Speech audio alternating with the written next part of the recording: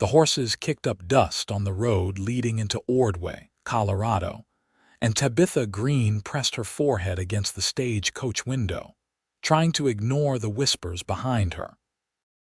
She had heard them all before, variations on the same cruel theme that had followed her from Missouri to this harsh frontier town in the summer of 1882. No man would want her, not with her twisted left leg, the result of a childhood accident that had left her limping and dependent on a wooden cane. At 22, she had accepted her fate as a spinster, but her aunt in Ordway had written promising work at the general store, a chance at independence if not happiness. The stage lurched to a stop, and Tabitha reached for her cane, bracing herself for the descent. Through the window, she could see the typical collection of wooden buildings that made up most frontier settlements, their paint peeling under the relentless Colorado sun. A large man with silver-streaked hair appeared at the door, offering his hand to the other passengers first. When her turn came, she saw the familiar flicker of surprise in his eyes as she maneuvered awkwardly down the steps, her cane catching in her skirt. "Careful there, miss," he said, steadying her elbow with unexpected gentleness. "Welcome to Ordway. I am Mayor Hutchins. You must be Margaret's niece." Tabitha nodded, grateful when he did not comment further on her difficulty. "Tabitha Greene, my aunt is expecting me. Margaret runs the general store just down the street. I will have someone fetch your trunk." He gestured toward a weathered building with a hand-painted sign reading Greene's General Store. "We are glad to have you. Good workers are hard to come by out here." As Tabitha made her way down the dusty Main Street, she felt the weight of curious stares from the locals. A group of women outside the dressmaker's shop fell silent as she passed, their eyes following her uneven gait. She had learned to hold her head high despite the scrutiny, but each glance still stung like a tiny cut.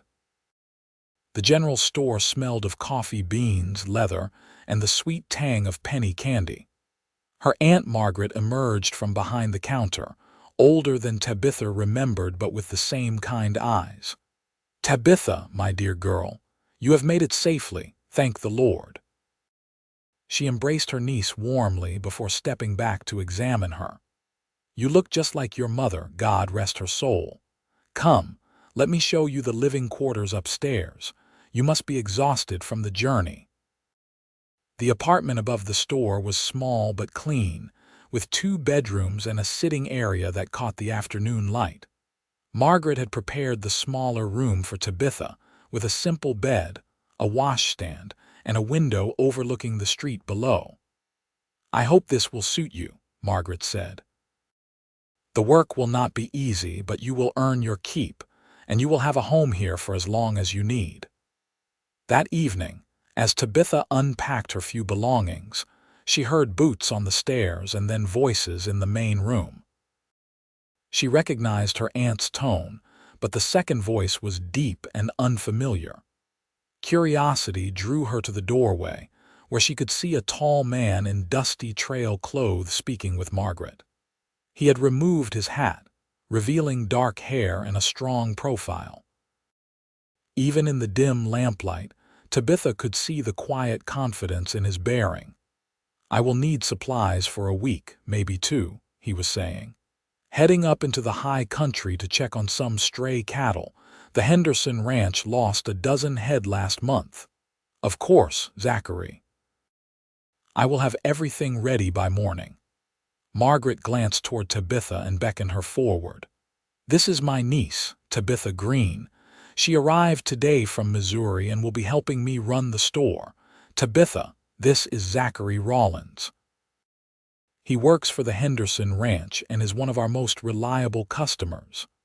Zachary turned, and Tabitha found herself meeting eyes the color of a stormy sky. He gave a slight nod, his expression neutral as his gaze swept over her.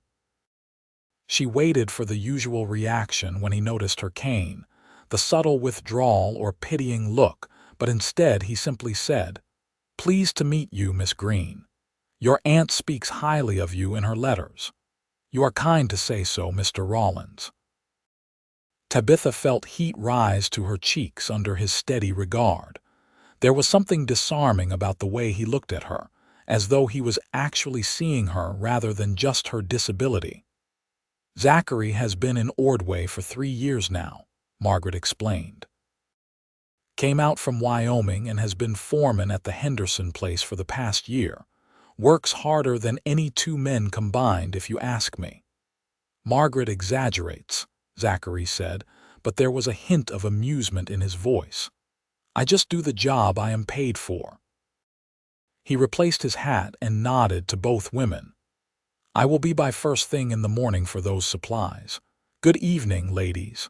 After he left, Margaret began closing up the store, extinguishing lamps and checking the locks. That Zachary is a good man, she said. Keeps to himself mostly, but he is honest and dependable.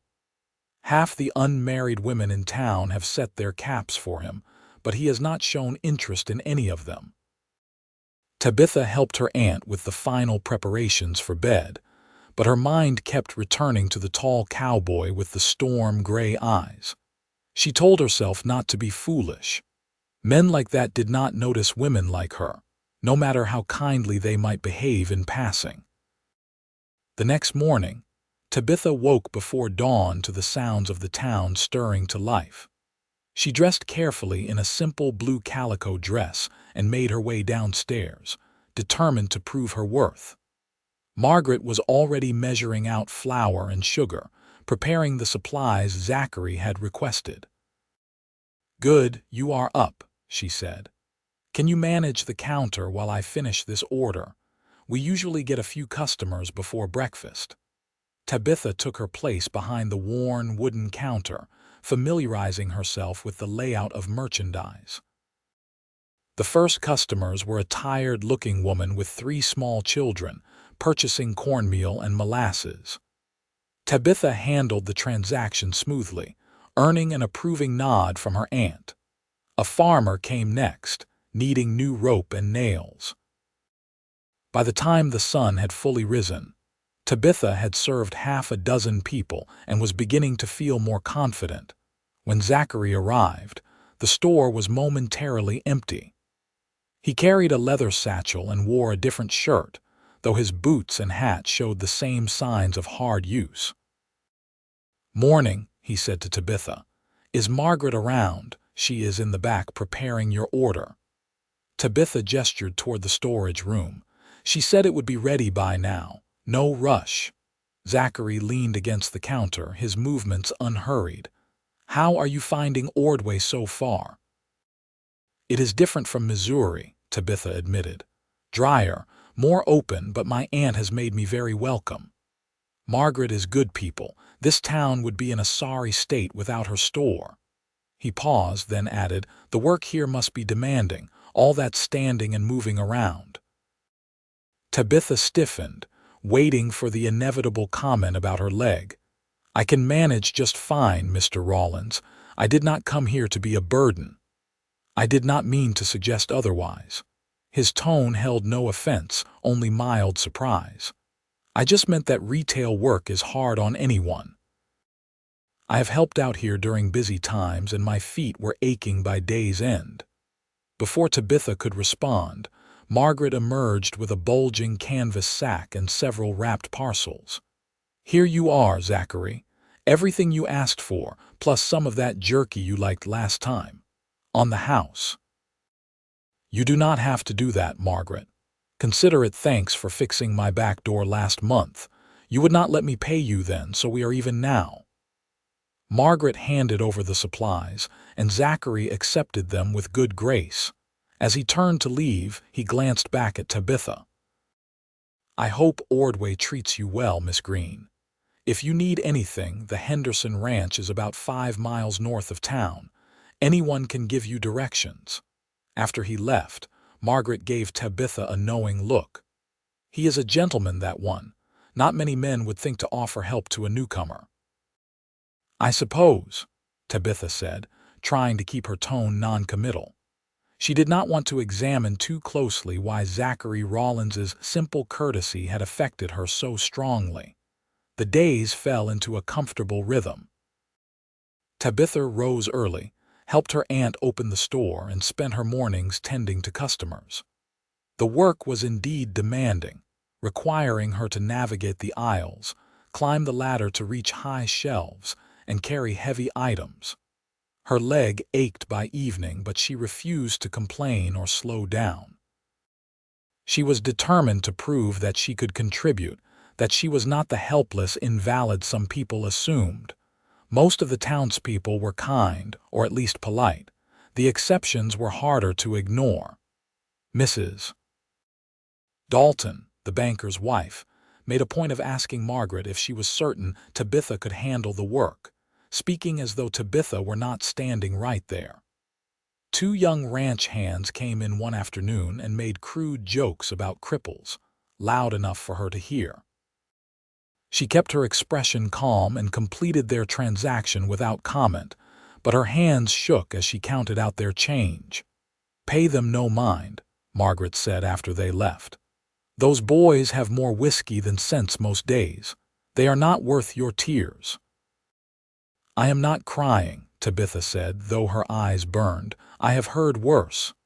"I am sure you have, and that is a shame. You are worth 10 of those fools." Margaret squeezed her hand.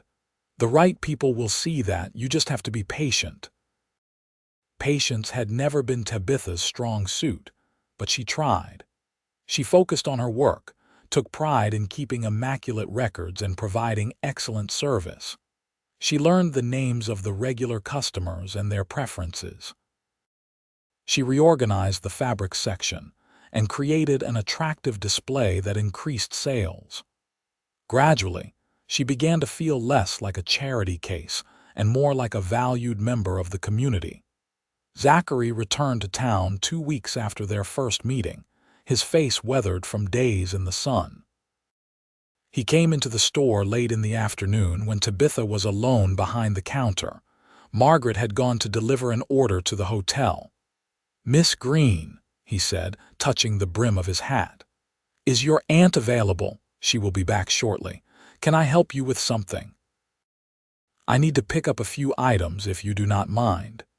He handed her a list written in careful block letters. Tabitha scanned it quickly.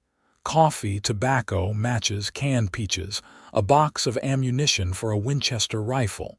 "Of course. Give me just a moment."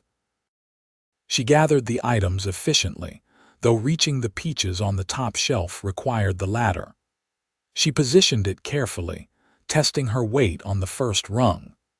The ladder had always been a challenge, requiring her to pull herself up with her arms while her weak leg dangled uselessly. She was reaching for the peaches when she heard Zachary's voice below her. "Let me get that for you." "I can manage," she said through gritted teeth, stretching her fingers toward the can. "I am sure you can, but I am already here." He climbed the ladder beside her in 3 easy strides, retrieved the peaches, and was back on the ground before she could protest further.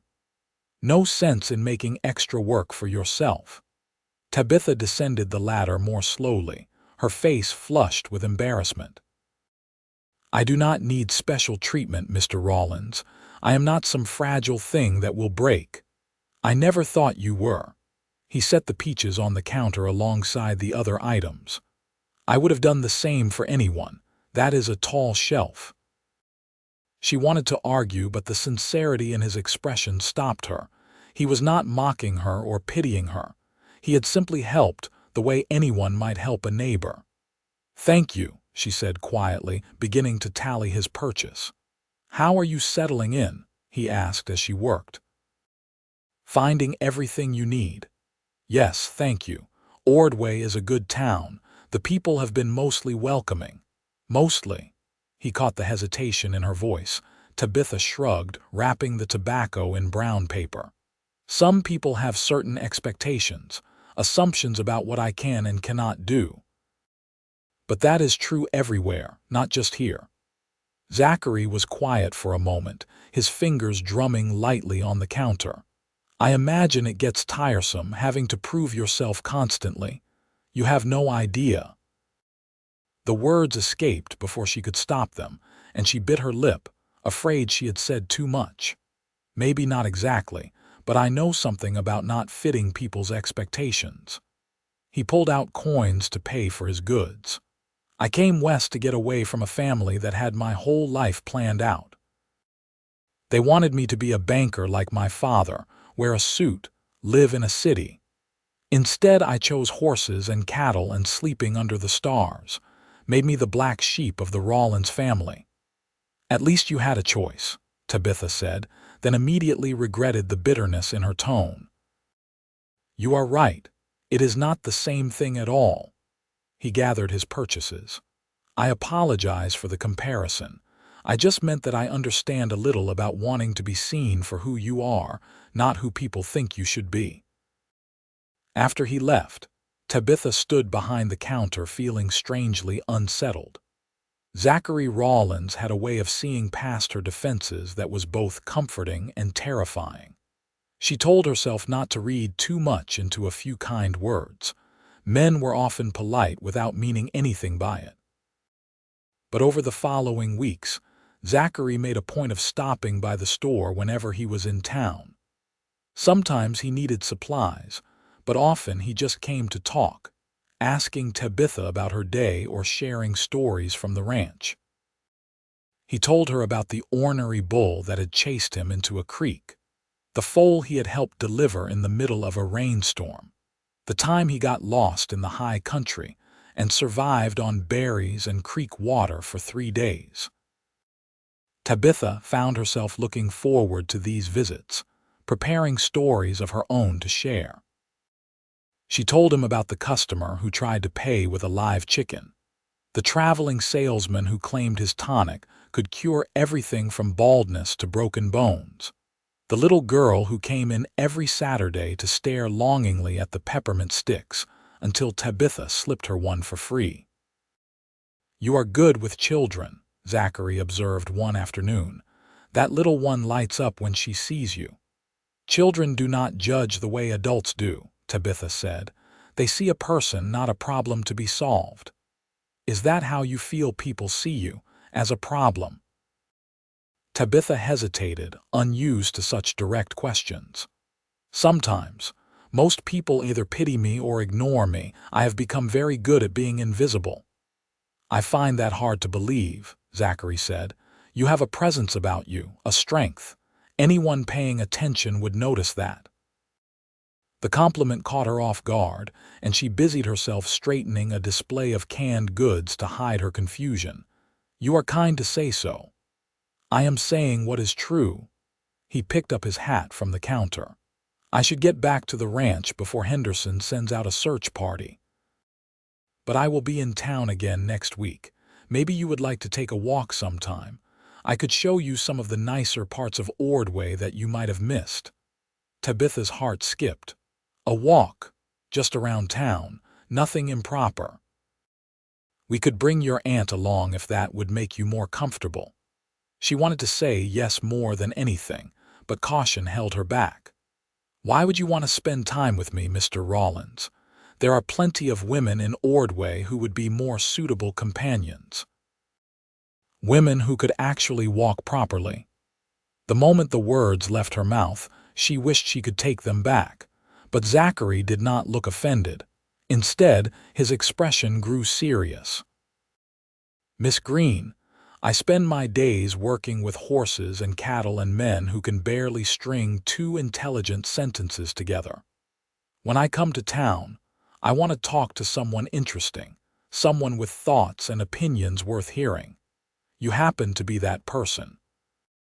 The way you walk has nothing to do with it." Tabitha stared at him, searching for any sign of deception or mockery. She found none. "Then yes, Mr. Rawlins, I would like that very much." "Zachary," he said. "If we are going to be friends, you should call me Zachary." "Zachary," she repeated, testing the name. "And you may call me Tabitha." When Margaret returned a few minutes later, she found Tabitha standing at the window, watching Zachary ride out of town. "He is taken with you," Margaret said without preamble. "Anyone can see it." "He is just being friendly," Tabitha protested, but her aunt shook her head. "I have known that boy for 3 years. He has never asked any other woman to go walking. He has never spent half his afternoons talking in this store. He sees something in you, child. The question is whether you will let yourself believe it." Tabitha wanted to believe it, but years of rejection and cruel words had taught her to guard her heart carefully. It was safer to expect nothing than to hope for something impossible. The following Sunday, Zachary arrived at the store just after church services ended. He wore clean clothes and had obviously made an effort to tame his dark hair. Margaret, with transparent matchmaking intentions, announced that she had promised to help Mrs. Henderson with her quilting circle and would be gone all afternoon. "You two young people enjoy yourselves," she said, collecting her bonnet and practically flying out the door. Zachary grinned at Tabitha. "Your aunt is not exactly subtle, is she?" "Not in the slightest." Tabitha retrieved her shawl and cane, suddenly nervous. "Where did you want to go?" "I thought we could walk down by Crowley Creek. There is a nice path, mostly flat, but if that is too far, we can stay closer to town. The creek sounds lovely." Tabitha was determined not to let her disability limit the outing. She had walked much farther in Missouri, though it always cost her in pain later. They strolled down Main Street, past the church and the schoolhouse, toward the creek that ran along the edge of town. The October afternoon was mild, with a breeze that carried the scent of dried grass and distant mountains. Zachary matched his pace to hers without making an issue of it, pointing out landmarks as they went. "That house with the blue shutters belongs to Doc Harrison. Good man, delivered half the babies in Ordway. The building next to it is the new school. They just hired a teacher from Denver, young woman named Miss Pritchard. That barn over there is where they hold the dances on Saturday nights." "Dances?" Tabitha could not keep the wistfulness from her voice. She had always loved music, but dancing had been impossible since her accident. "They are lively affairs. Half the county shows up. I do not dance much myself, but the music is good and they serve decent refreshments." He glanced at her.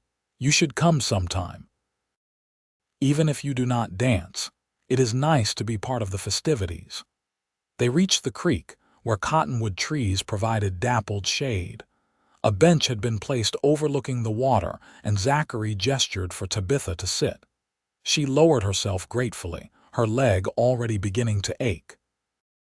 Zachary sat beside her, close enough that she could feel the warmth radiating from him. "This is one of my favorite spots," he said. "I come here when I need to think. Something about the sound of running water clears my head." "It is beautiful," Tabitha agreed, watching the sunlight dance on the water's surface. "Thank you for bringing me here." They sat in comfortable silence for a while, and then Zachary began asking her about her life in Missouri. Tabitha found herself telling him things she had never shared with anyone, about her childhood accident when a runaway wagon had crushed her leg, about the painful surgeries that failed to fully repair the damage, about her parents' deaths from influenza when she was 16, leaving her alone except for a few distant relatives. "I lived with my mother's cousin for 6 years, she said. "She was not unkind, but she made it clear I was an obligation, not a welcome guest. When Aunt Margaret wrote offering me work, I jumped at the chance. Even if Ordway is harsh and unfamiliar, at least here I can earn my own way." "It takes courage to start over in a new place," Zachary said. "Especially alone. I had friends when I came west, other young men looking for adventure. You came by yourself, not knowing what you would find. That is bravery." "Or desperation," Tabitha said with a laugh that held no humor. "I did not have many other options." "Maybe not, but you still made the choice. You could have stayed in Missouri, accepted whatever small life was offered. Instead, you took a risk."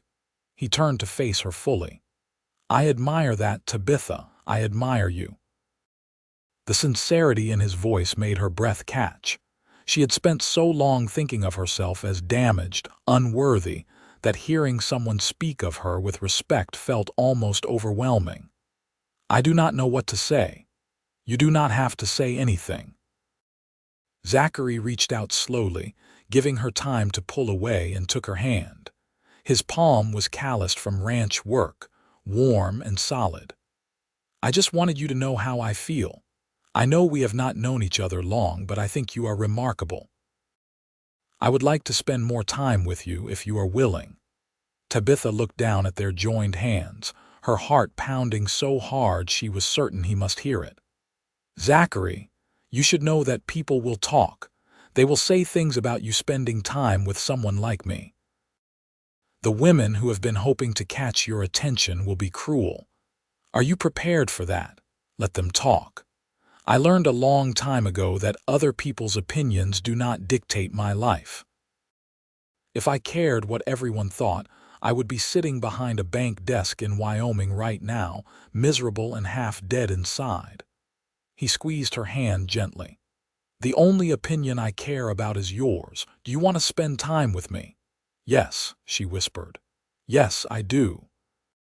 He smiled then, a genuine expression that transformed his usually serious face. "Then it is settled. I will court you properly if you will let me. I will take you to church socials and town meetings and anywhere else you want to go. I will ignore the gossips and the busybodies, and I will show everyone in Ordway that you are exactly the woman I want." Tabitha felt tears prick her eyes, but for once they were tears of happiness rather than pain. "I am not what people expect for someone like you." "Good. I never was one for meeting expectations." Zachary stood, offering his hand to help her up. "Now we should probably head back before your aunt sends out a search party, but first, there is something I want to show you."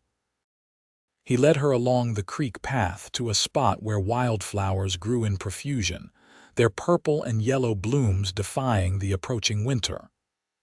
"I found this place last spring," he said. "Thought it was about the prettiest thing I had ever seen, all these flowers growing where you would least expect them. Tough little things, surviving despite the harsh conditions." He plucked a purple bloom and offered it to her. "They reminded me of you." Tabitha took the flower, its petals soft against her fingers. "That is the loveliest thing anyone has ever said to me." Walking back to town, Tabitha felt lighter than she had in years. Zachary talked about his work at the ranch, his plans for the future, his dreams of eventually owning his own spread.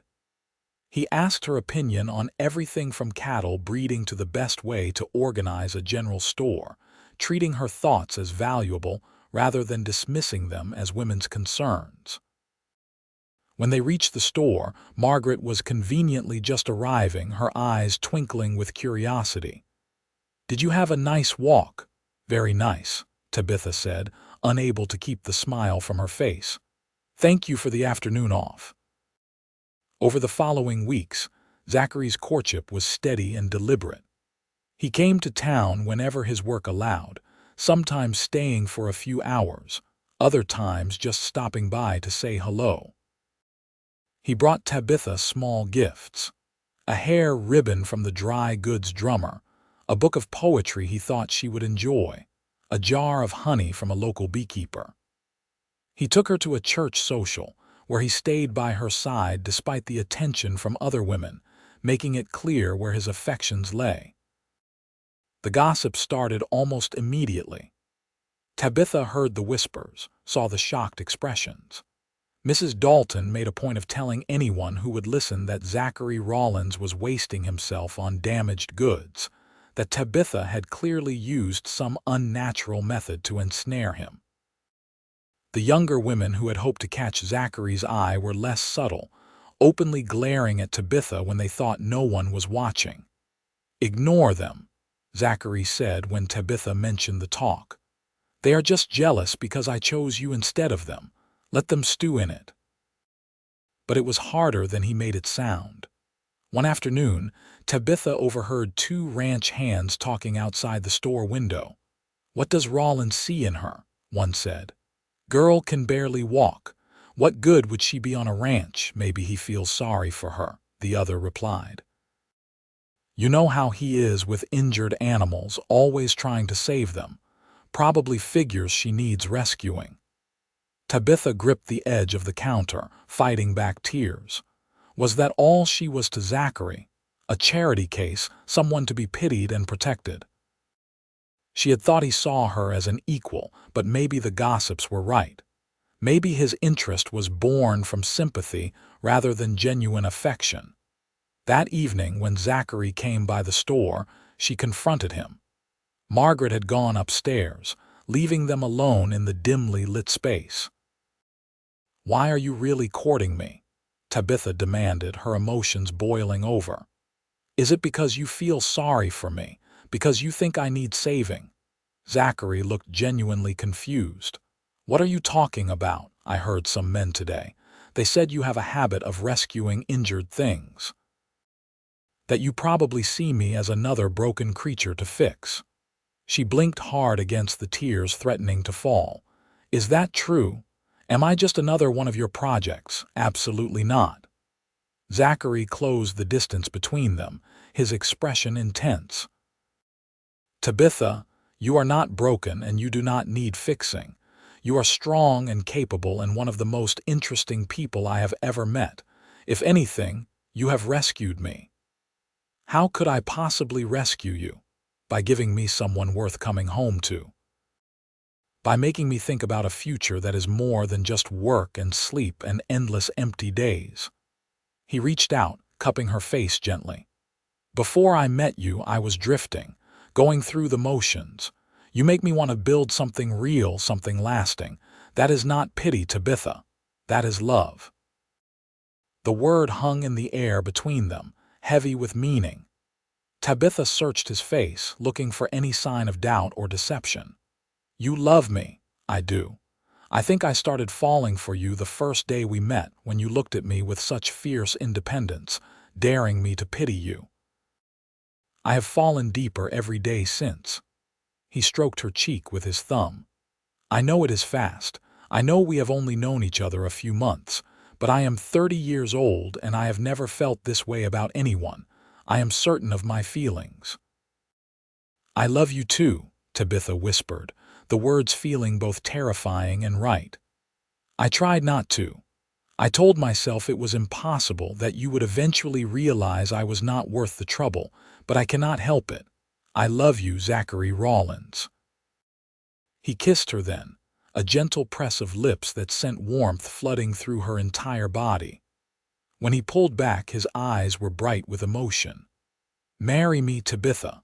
I know it is sudden, but I do not want to wait. I want to build a life with you, start a ranch of our own, have a family. I want to wake up next to you every morning for the rest of my life."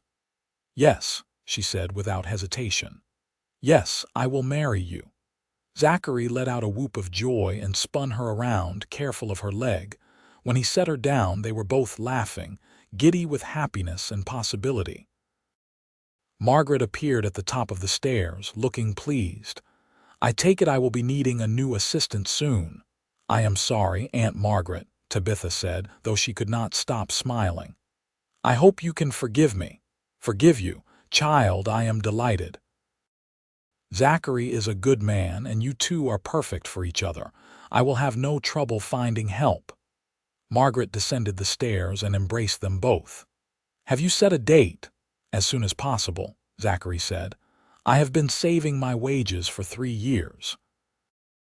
I have enough to buy a small spread and stock it. There is a place about 10 miles north, good water and grazing land. The owner is willing to sell cheap because he wants to move back east. We could be settled before winter gets too harsh." The next weeks passed in a blur of activity. Zachary purchased the ranch, a modest property with a sturdy house, a barn, and 200 acres of decent land. He hired help to make repairs and prepare the place for habitation. Tabitha worked with Margaret to prepare her trousseau, sewing new dresses and collecting household goods. They announced their engagement at church, facing the predictable mix of congratulations and disapproval. Mrs. Dalton made her feelings clear after services one Sunday. "A ranch is no place for someone with your limitations, Miss Greene. You will be a burden to poor Mr. Rawlins, unable to help with the work. A ranch wife needs to be strong and capable." "Tabitha is both those things," Zachary said firmly, appearing at her elbow. "She runs a successful business, manages accounts, serves customers all day on her feet. She has more strength than half the pampered town ladies who do nothing but gossip and criticize others." Mrs. Dalton huffed and walked away, but Tabitha felt warmth spread through her chest at Zachary's defense. He never wavered in his support, never let anyone diminish her in his presence. They set the wedding date for late November, giving them time to prepare, but not so long that the winter weather would become dangerous. The ceremony would be held at the church, with a small reception at the general store afterward. It would not be an elaborate affair, but Tabitha did not care. All that mattered was becoming Zachary's wife. The night before the wedding, Margaret sat with Tabitha in her small bedroom, helping her pack the last of her belongings. "Are you nervous?" Margaret asked. "Terrified," Tabitha admitted. "Not about marrying Zachary, I am certain about that. But about everything else. What if I cannot manage a ranch house? What if I am not strong enough to be the wife he needs?" "Those are the fears every bride has," Margaret said gently. "But you are stronger than you know, Tabitha. You have survived loss and pain that would have broken lesser women. You left everything familiar to start over in a strange place. You have earned your way and proved your worth. Being a ranch wife will have its challenges, but you will meet them just as you have met every other obstacle in your life. What if people are right? What if I am just a burden?" Margaret took Tabitha's hands in hers. "Listen to me carefully. Zachary Rawlins is not a fool. He knows exactly who you are and what life with you will be like. He has chosen you with open eyes and a full heart. Trust that. Trust him. And most importantly, trust yourself." The wedding day dawned clear and cold, the Colorado sky a brilliant blue. Tabitha dressed in a simple gown of cream-colored wool, practical for the winter weather but pretty enough for the occasion. Margaret helped her arrange her dark hair and pinned a small spray of dried flowers to her dress. When Tabitha looked at herself in the mirror, she barely recognized the glowing woman staring back. The church was full when they arrived. It seemed the entire town had turned out, whether to support the couple or witness the spectacle of Zachary Rawlins marrying a crippled woman. Tabitha tried not to think about the motivation of the crowd as she walked slowly down the aisle, leaning on her aunt's arm, her cane clicking softly against the wooden floor. Zachary waited at the altar in his best suit, his dark hair neatly combed, his expression solemn until he saw her. Then his face lit up with such joy that Tabitha felt her own fears melt away. This man loved her. Whatever challenges lay ahead, they would face them together. Reverend Morrison performed the ceremony with simple dignity. When it came time for the vows, Zachary spoke as clearly and firmly, never taking his eyes from Tabitha's face. She responded in kind, her voice steady despite her racing heart. He slipped a simple gold band onto her finger and she did the same for him. "You may kiss your bride," Reverend Morrison said, and Zachary did, a sweet kiss that held the promise of all their tomorrows. The reception at the general store was a modest affair, but the food was plentiful and the company mostly kind. Well-wishers lined up to congratulate the couple, though Tabitha noticed several prominent families were conspicuously absent. Mrs. Dalton made a brief appearance, her congratulations stiff and insincere before she swept out again. "Do not mind her," whispered Sarah Henderson, the ranch owner's wife. She is just angry that Zachary never gave her daughter the time of day. You have made a good match, dear. Zachary is one of the finest men I know, and anyone can see he adores you. As the afternoon wore on, Tabitha began to tire. The standing, the excitement, the emotion of the day all took their toll. Her leg throbbed painfully, and she knew she would need to rest soon. Zachary noticed immediately, as he seemed to notice everything about her. "Ready to head home, Mrs. Rawlins?" he asked quietly, using her new name for the first time. Home. Their home. "Yes," she said. "I am ready." They said their goodbyes and thank yous, collected their wedding gifts, and loaded everything into the wagon Zachary had borrowed for the occasion. As they prepared to leave, a small crowd gathered to see them off. It was then that the traditional teasing began, with several men making jokes about carrying the bride over the threshold. "Might be tricky in your case, Rawlins," one man called out, his tone not quite cruel but not quite kind either. "Maybe just let her walk in on her own." Tabitha felt her face flame with embarrassment. She should have known this moment would come, should have prepared herself for it. Of course Zachary could not carry her. She was not some dainty girl who weighed nothing. Between her own weight and her awkward leg, she would be too much for anyone to carry comfortably. But Zachary just smiled. "I think I can manage," he said calmly. He helped Tabitha down from the wagon when they reached their new home, and then, before she could protest, he swept her up into his arms. "Zachary, you do not have to," she whispered, mortified. "I can walk." "I know you can. But it is tradition, and I will not let anyone suggest that my wife is less than any other bride." He carried her toward the front door of their new house, his steps steady and sure. "Besides, I have been hauling hay bales and wrangling cattle for years. You feel light as a feather." He was lying, of course. She could see the strain in his arms, feel the effort it took him. But the determination in his eyes told her this mattered to him, that he was making a point. So she wrapped her arms around his neck and let him carry her.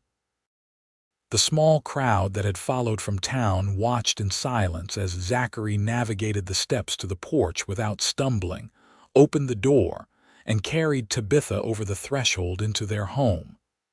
Once inside, he set her down gently, both of them breathing hard. "See," he said loud enough for those outside to hear. "No trouble at all."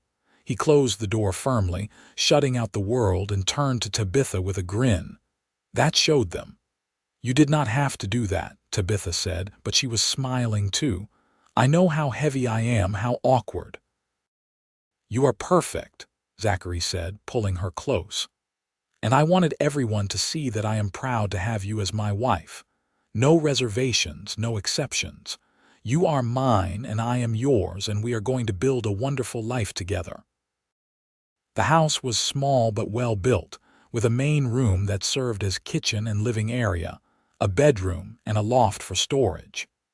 Zachary had furnished it simply but thoughtfully, with a sturdy table and chairs, a cook stove, a bed with a real mattress instead of a corn husk tick. Everything was clean and ready for their new life. "I know it is not fancy," Zachary said, suddenly uncertain, "but we can add on as we grow, maybe another bedroom or two when children come." "It is perfect," Tabitha assured him. "It is ours, that is all that matters." That night, in the privacy of their bedroom, Zachary showed her the depth of his love with gentle hands and patient care. He was attentive to her comfort, careful of her leg, making sure she felt cherished and desired. When Tabitha cried, he wiped her tears and asked if he had hurt her. "No," she managed to say. "I just never thought anyone would love me like this, would see me as beautiful and whole." "You are beautiful," Zachary said fiercely. "You are the most beautiful woman I have ever seen, and I plan to spend the rest of our lives proving it to you." The first months of marriage were an adjustment. Tabitha had to learn the rhythms of ranch life, the early mornings and late evenings, the demands of caring for animals and land. She could not do all the physical work that a more able-bodied wife might manage, but she found other ways to contribute. She kept meticulous records of expenses and income, managed their household with careful efficiency, and learned to cook hearty meals that kept Zachary and their occasional hired hands well fed. Zachary never made her feel inadequate. When she struggled with tasks that required extended standing or walking, he found solutions. He built her a tall stool so she could sit while cooking. He organized the kitchen so that everything she needed was within easy reach.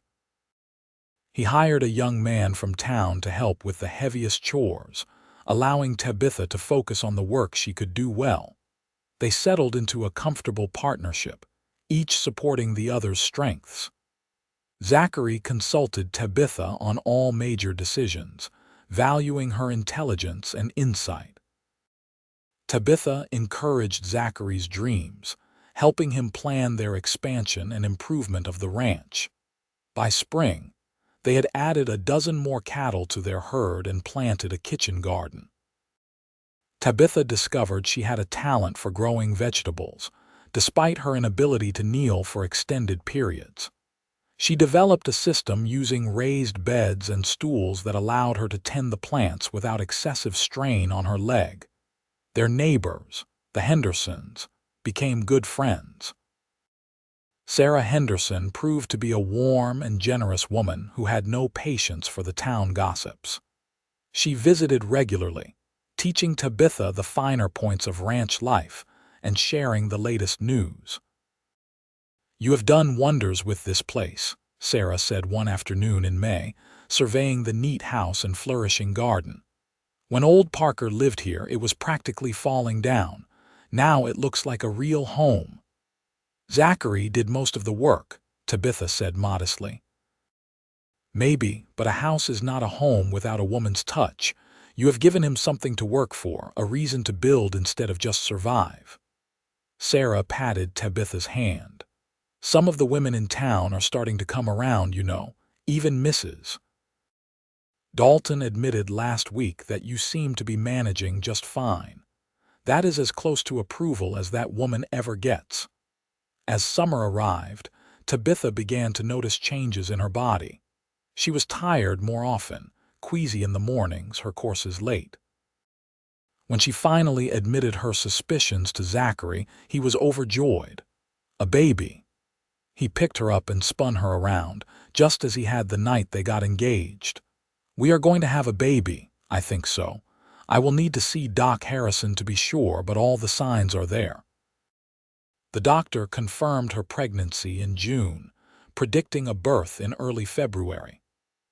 Zachary immediately began making plans, adding a room to the house for the nursery, insisting that Tabitha rest more and work less. She tolerated his fussing with good humor, knowing it came from love rather than doubt in her abilities. The pregnancy was harder than Tabitha had expected. Her already challenged body struggled with the additional weight and strain. By autumn, walking even short distances became painful, and she spent more time sitting than she liked. She worried constantly that her disability would somehow harm the baby, though Doc Harrison assured her that everything was progressing normally. "Your baby is healthy and strong," he said during one checkup. "And so are you, despite what you might think. You are doing everything right, Tabitha. Trust your body to know what to do." Winter arrived early that year, with snow falling in November and temperatures dropping well below freezing. Zachary made sure the house was well stocked with food and firewood, preparing for the possibility that they might be snowed in when the baby came. He arranged for Sarah Henderson to stay with them as the due date approached, knowing that Tabitha would need help that he could not provide. On a bitter February night, with wind howling around the house and snow piling against the windows, Tabitha's labor began. Sarah sent Zachary to fetch Doc Harrison, though the doctor lived 5 miles away and the roads were treacherous. While he was gone, Sarah stayed with Tabitha, coaching her through the contractions, offering comfort and encouragement. "You are doing wonderfully," Sarah said, wiping Tabitha's forehead with a cool cloth. "The baby will be here before you know it." But the labor was long and difficult. Tabitha's weak leg made it hard for her to find comfortable positions, and the pain seemed endless. By the time Doc Harrison arrived with Zachary, she was exhausted and frightened. "I cannot do this," she gasped between contractions. "Something is wrong." "Nothing is wrong," Doc Harrison said calmly, examining her. "Your baby is just taking his or her time. You are strong enough for this, Tabitha. I have seen you overcome harder things than childbirth." Zachary held her hand throughout, murmuring encouragement, reminding her how much he loved her. "You can do this," he said over and over. "You are the strongest person I know. Just a little more, my love. Just a little longer." Finally, as dawn broke over the snowy landscape, Tabitha gave one last tremendous push and their baby entered the world. The sharp cry that filled the room was the most beautiful sound she had ever heard. "It is a boy," Doc Harrison announced, placing the squalling infant on Tabitha's chest. "A healthy, perfect boy." Tabitha stared down at her son, overwhelmed with love and wonder. He had a shock of dark hair like his father and tiny fists that waved indignantly at the cold air. "Hello, little one," she whispered. "We have been waiting for you." Zachary bent over them both, his face wet with tears. "He is perfect. You are perfect. Thank you, Tabitha. Thank you for giving me this." They named him Thomas Zachary Rawlins, after Tabitha's father and his own. Little Thomas proved to be a healthy, hungry baby who quickly established his dominance over the household.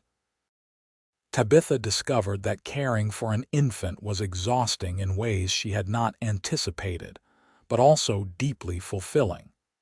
She learned to manage with her limitations, finding creative solutions to the challenges of motherhood.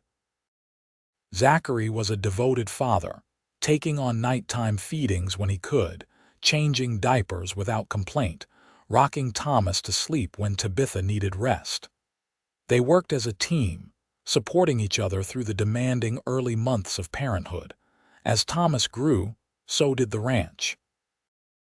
Zachary's careful management and hard work paid off, and they were able to expand their herd and improve their property. By Thomas's second birthday, the Rawlins Ranch was becoming known as one of the most well-run operations in the area. The town's attitude toward Tabitha had also shifted. Her success as a wife, mother, and ranch partner had proven the gossips wrong. Women who had once whispered about her now sought her advice on managing household accounts and organizing work efficiently. Even Mrs. Dalton had softened, occasionally stopping by to see Thomas and comment on how well Tabitha was managing. "I may have misjudged you," Mrs. Dalton admitted one afternoon, watching Thomas toddle around the yard. "You have proven yourself quite capable. It takes a strong woman to manage a ranch and raise a family." "Thank you," Tabitha said, accepting the apology for the gift it was. She had long since stopped caring about the opinions of the town gossips, but it was nice to know that she had earned their respect. When Thomas was 3, Tabitha discovered she was pregnant again. This pregnancy was easier than the first, perhaps because she knew what to expect, or perhaps because her body had adjusted to the demands. In November of that year, she gave birth to a daughter they named Catherine Margaret, after Zachary's mother and Tabitha's beloved aunt. Catherine was different from Thomas in every way. Where he had been loud and demanding, she was quiet and content. Where he had fought sleep, she drifted off easily. She had her mother's dark eyes and a sweet temperament that charmed everyone who met her. With 2 children, the ranch house felt full of life and love. Tabitha had never imagined this future for herself, had never dared hope that she could have a husband who adored her, children who needed her, a home that was truly hers. Yet here she was, living a life richer and more fulfilling than any dream. Margaret visited often, delighting in her great-niece and great-nephew. "You have built something wonderful here," she told Tabitha one summer afternoon as they watched the children play in the yard. "I am so proud of you, my dear. You took a chance on love, on a new life, and look what you have created."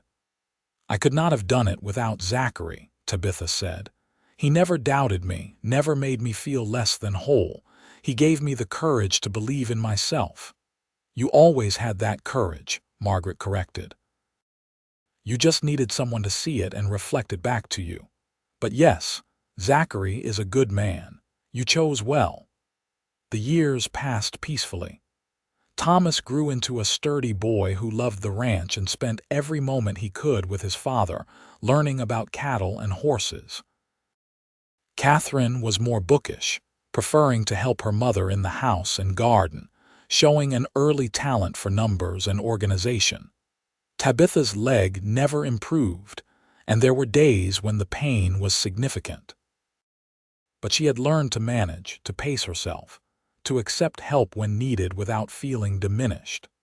She had proven to herself and to everyone else that her disability was just one aspect of who she was, not the defining feature of her existence. When Thomas was 10 and Catherine 7, Tabitha surprised everyone by becoming pregnant one more time. She was 35 now, and Doc Harrison warned her that this pregnancy would be more difficult. But everything progressed smoothly, and in May, she delivered another healthy son, whom they named Samuel James. Samuel was a happy baby, combining the best traits of both his siblings. He had Thomas's energy and Catherine's easy temperament, and from his earliest days, he was the darling of the family. Thomas and Catherine doted on their baby brother, helping care for him and fighting over who got to hold him. The ranch continued to prosper.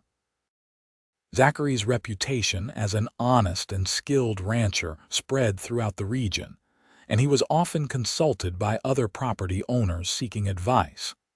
He was offered the position of president of the local Cattlemen's Association, a role he accepted with pride. Tabitha, too, had gained recognition for her skills. She helped several neighboring ranches organize their bookkeeping systems and was known for her efficient household management. Young brides often came to her for advice, and she was always generous with her time and knowledge. On their 15th wedding anniversary, Zachary took Tabitha back to the spot by Crowley Creek where he had first told her he loved her. The children were spending the day with the Hendersons, giving them rare time alone together. "You ever regret it?" Tabitha asked as they sat on the same bench where they had sat all those years ago. "Marrying me instead of someone more conventional." Zachary pulled her close, his arm around her shoulders. "Not for one single moment. You are the best decision I ever made, Tabitha. You gave me a home, a family, a purpose. You made me better than I was. If I had married one of those conventional women you are talking about, I would have been bored within a year. We have had a good life, have we not?" Tabitha leaned into his warmth, feeling content and deeply happy. "The best life, and it is far from over. We have many more years ahead of us, many more memories to make." He kissed the top of her head. "I love you, Tabitha Rawlins. I loved you the day I married you, and I love you more with every passing year." "I love you too," she said softly. "You gave me everything I thought I could never have. You saw me when others looked away. You believed in me when I could not believe in myself. You carried me over the threshold when the world said no cowboy would ever want a crippled bride." "And I would do it again tomorrow," Zachary said firmly. "You were never broken, Tabitha. You were just waiting for someone worthy of your strength. I am honored that you chose me." They sat together as the afternoon sun warmed the Colorado landscape, watching the creek flow past just as it had on that first day. The years had changed them both. adding lines to their faces and gray to their hair, but the love between them had only grown stronger. Thomas grew up to take over much of the ranch work, showing his father's skill with animals and land management. Catherine eventually married a schoolteacher from Denver and moved to town, where she opened a bookshop that quickly became a local gathering place. Samuel, the baby, surprised everyone by developing a talent for music, eventually becoming a sought-after performer at local events and dances. As grandchildren arrived, Zachary and Tabitha's home became the center of family gatherings. Holiday meals saw the house bursting with children and grandchildren, filled with laughter and love. Tabitha, who had once thought herself destined for a lonely, solitary life, found herself surrounded by family who loved her unconditionally. She never forgot the harsh words of those who had told her no cowboy would want a crippled bride. But those words had lost their power to wound her. She had proven them wrong in every way that mattered. She had found love, built a family, created a life of purpose and meaning. Her disability had not defined her or limited her in the ways people predicted. Instead, it had taught her resilience, compassion, and the courage to take risks. Zachary never wavered in his devotion. Through all the years of their marriage, through the challenges and triumphs, the hard times and the good, he remained her steadfast partner. He continued to carry her over metaphorical thresholds, supporting her dreams, celebrating her successes, and reminding her daily that she was loved and valued exactly as she was. On their 25th anniversary, surrounded by their children and grandchildren, Zachary raised a glass in a toast. "To my wife," he said, his voice strong and clear. "The strongest, bravest, most remarkable woman I have ever known. You have given me 25 years of happiness, 3 incredible children, and a life beyond anything I could have imagined. Here is to 25 more years, and to proving every day that love sees not with eyes but with the heart." Everyone raised their glasses, echoing his toast, and Tabitha felt tears stream down her face. These were not tears of sorrow or pain, but of pure joy. She had been given a gift beyond measure, a man who truly saw her, who loved her not despite her perceived flaws but because of everything she was. Together, they had built something beautiful and lasting, a legacy of love that would endure long after they were gone. As the celebration continued around her, Tabitha caught Zachary's eye across the room. He smiled at her, that same warm smile that had first captured her heart 15 years ago, and mouthed the words, "I love you." She smiled back, her heart full to bursting, and knew that every struggle, every painful moment, every doubt and fear had been worth it to arrive at this place, in this moment, surrounded by the family they had created together. The Wild West had been harsh and unforgiving to many, but for Tabitha Greene Rawlins, it had offered redemption and second chances. It had given her a cowboy who saw past her limp to the woman beneath, who carried her over the threshold with pride and love, and who spent every day of their lives together proving that the only limitations that mattered were the ones we placed on ourselves.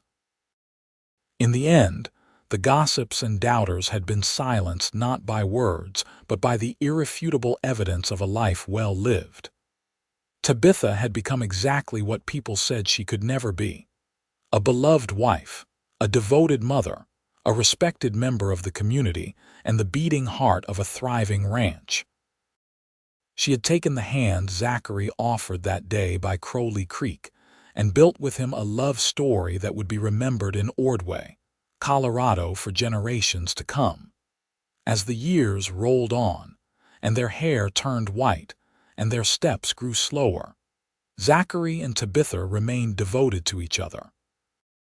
They spent their evenings on the porch, watching the sunset over the land they had worked together to build, holding hands like young lovers. The ranch passed to Thomas, who ran it with the same care and dedication his father had shown, while Catherine's children visited often from town, and Samuel's music filled the house with joy. When Tabitha was 68, her leg finally gave out entirely, confining her to a wheelchair. Zachary, now 70, adapted their home once again, building ramps and widening doorways. He pushed her chair without complaint, taking her to all her favorite spots on the property, ensuring that her physical limitations did not keep her from the life she loved. "You are still carrying me over thresholds," she joked one afternoon as he maneuvered her chair over the doorway to the barn. "Always will," he replied, bending to kiss her forehead. "That is what I promised, and I am a man of my word." They celebrated 50 years of marriage surrounded by 3 generations of family. The party lasted all day, with people coming from across the county to honor the couple who had become legendary for their devotion to each other. Stories were told of Zachary carrying his bride over the threshold, of Tabitha's strength and determination, of the ranch they had built from almost nothing into a thriving operation. As the sun set on that golden anniversary, Tabitha and Zachary sat together, her hand in his, watching their legacy unfold before them. Children chased each other across the yard. Their sons and daughters laughed with old friends. Grandchildren and great-grandchildren played in the same spots where Tabitha had once tended her garden and Zachary had taught his sons to rope. "We did well," Tabitha said softly. "We did better than well," Zachary corrected. "We did magnificently. Look at all this, Tabitha. All these lives we have touched, all this love we have created. This is more than I ever dreamed possible. All because you saw past what others saw as a flaw. All because you had the courage to believe you deserved to be loved." Zachary squeezed her hand. "You taught me that real strength is not about physical perfection. It is about resilience, determination, and the courage to keep going when the world tells you to give up. You have been my teacher, my partner, and my greatest love. Whatever comes next, I want you to know that every moment with you has been a gift." They lived 4 more years together, years filled with the quiet contentment of a life well lived. When Zachary passed peacefully in his sleep at the age of 74, Tabitha grieved deeply but without regret. They had been given 54 years together, more than either had dared hope for when they started. Tabitha lived another 3 years, surrounded by loving family who made sure she never felt alone. She spent her days telling stories to her great-grandchildren, teaching them about courage and love, and the importance of seeing beyond surface appearances. She spoke often of Zachary, of the day he had carried her over the threshold of their home, proving to the world that she was exactly the bride he wanted. When Tabitha finally closed her eyes for the last time at the age of 75, it was with a smile on her face and her hand clutching the gold wedding band that had never left her finger. She had lived a life that defied every expectation, that proved every doubter wrong, and that stood as testament to the transformative power of love. At her funeral, the church in Ordway was packed to overflowing. People came from hundreds of miles away to pay their respects to a woman who had become a legend in her own time. The young minister, who had heard stories of Tabitha and Zachary all his life, spoke movingly of their love story, of how they had shown their community that true value lies not in physical perfection, but in strength of character. "They told her no cowboy would want a crippled bride," the minister said. "But Zachary Rawlins carried her over the threshold anyway, and in doing so, showed us all what real love looks like. It looks like seeing the person beneath the surface. It looks like commitment through challenges. It looks like building a life together based on mutual respect and unwavering devotion. Tabitha and Zachary Rawlins gave us a blueprint for love that will endure long after we are all gone." They buried Tabitha next to Zachary in the small cemetery overlooking their ranch. The marker was simple: Tabitha Greene Rawlins, beloved wife, mother, grandmother, and great-grandmother. Beneath her name was the inscription Zachary had chosen for himself: "She was my strength."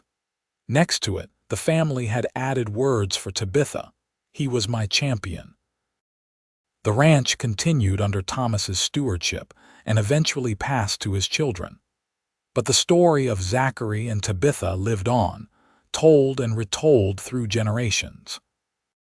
It became a story about courage and love, about looking past surface differences to see the person beneath, about the power of one person believing in another. Young women facing their own challenges found inspiration in Tabitha's story. Young men learned from Zachary's example that strength lies in compassion, and that real courage is standing up for what you believe in regardless of public opinion.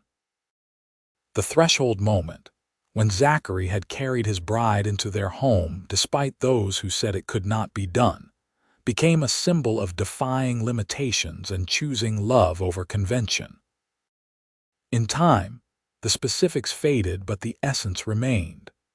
A story of the Wild West, of harsh Colorado landscapes and harsher social judgments, and of two people who found each other against all odds and built something beautiful together.